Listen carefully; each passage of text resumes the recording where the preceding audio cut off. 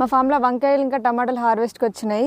ఈ వీక్ కొంచెం దూరంగా ఉన్నాయి, పచ్చళ్ళ కోసం దింపుతున్నాం. నెక్స్ట్ వీక్ మంచిగా వస్తాయి, పండు మంచిగా అయింది. కొన్ని వస్తున్నాయి, ఒక 5-6 కిలోలు వస్తాయి మా పచ్చళ్ళకి. మంచిగా రోటి పచ్చడి చేసుకోవచ్చు వీటి. నెక్స్ట్ వీక్ ఒక 20-30 కిలోలు అయితే ఎక్స్పెక్ట్ చేస్తున్నాం. అవన్నీ లోకల్ టమాటాలు. ఇక్కడ కొంచెం కాశీ టమాటా వేసినాం, ఇప్పుడే పిందెలు అవుతున్నాయి. ఒకసారి కూడా తినలే నేను. అందరు చెప్తున్నారు మంచిగా ఉంటాయి నాటు టమాటాలు అని. కాశీ టమాటా ఇంత పెద్ద అవుతుంది ఒక్కొక్కటి. ఇదంతా ముళ్ళ వంకాయ. ఈసారి వేరే ఫామ్ కూడా ఇవ్వచ్చు మేము.